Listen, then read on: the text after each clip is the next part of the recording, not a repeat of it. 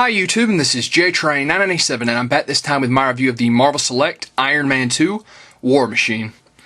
Now, I have really been anticipating this figure, and I'm glad to finally have him. As you can see in the packaging, he comes with the same base as the Iron Man figure from the Iron Man 2 Marvel Select line. You can see over here he comes with his Gatling gun, and you can also see up here he comes with his faceplate. The faceplate can either be completely closed or open to show the likeness of Don Cheadle they've got up here. I will say that the eyes on the faceplate are red while the arc reactor is blue. I don't know what that's going to signify in the movie. It seems like everything we're getting now either has a red or a blue arc reactor.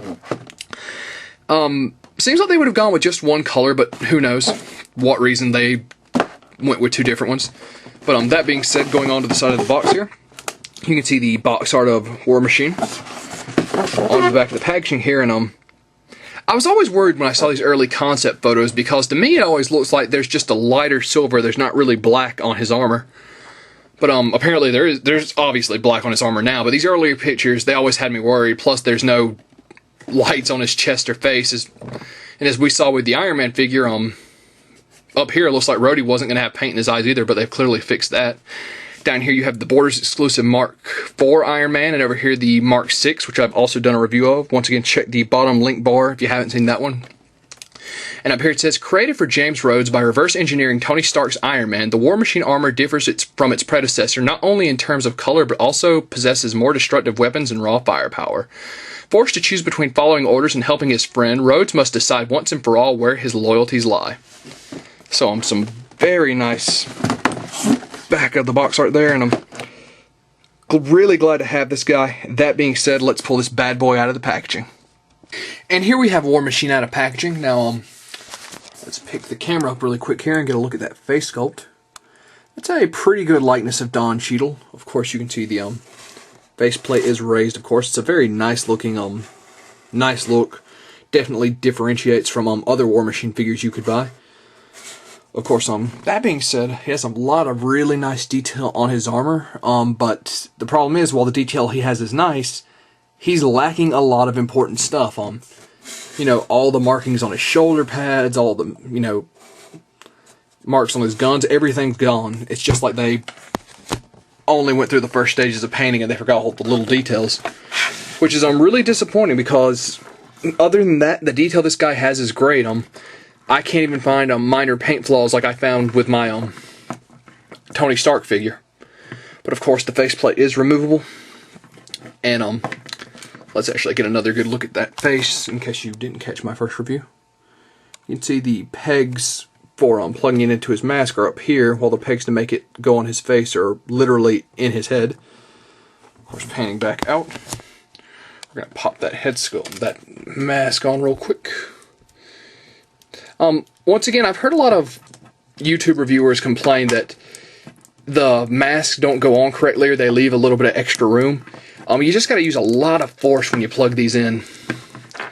So plugging him in, and the only place I can find that has any extra space is right here, and that's really so you have somewhere to put your finger to pry the mask back off, because it is on there pretty snug. But still a very nice looking figure. Of course, his Gatling gun, as you can see here, it's got this weird kind of little joint you use here. Basically, you pull it back like this, and then you plug it down right there in his shoulder. It can't switch sides, though, I don't think, which is unfortunate. I wish you would have been able to put it on either side. Oops, Rhodey just fell over. But yeah, you just spin it like that and plug it in. It doesn't stay very well, though. I mean, once you've got it in, if you're not going to mess around with it, then it's going to stay just fine. But it is unfortunate, you touch it, it's instantly wobbling around, and that's just disappointing. It can pivot, as you see here. But I mean, really, I'm just going to keep it in the straightforward position. So, actually, I'm going to pull this off until the end of the review here. Let's actually bring this light down in here a little bit more. Of course, his head does a full 360. Goes up and down. Doesn't appear that the shoulders go out. At least if they do, I'm missing it. Rotates a full 360, bends at the elbow, and very slight wrist movement. Actually, Yeah, the wrists are pretty free moving. Unfortunately, we didn't get some interchangeable hands, seeing as the Tony Stark version did come with all interchangeable hands. No chest articulation. Looks like the legs turn. Got a joint at the knee, and I want to say there's ankle well, yeah, there's definitely some ankle articulation, but it's minor. I mean, it's barely there. So that being said, onto his base, which is back here. As you can see, it's the standard Tony Stark base. I mean, the one the Mark 6 came with, except it has Hammer Industries on there. Well, actually, it says Hammer Advanced Weapon Systems. Let's get a close-up of that really quick. As you can see there. So, other than that, it's still the standard two-piece base, the snap together. I still like it. It's a very massive base, which I think goes great with the figure.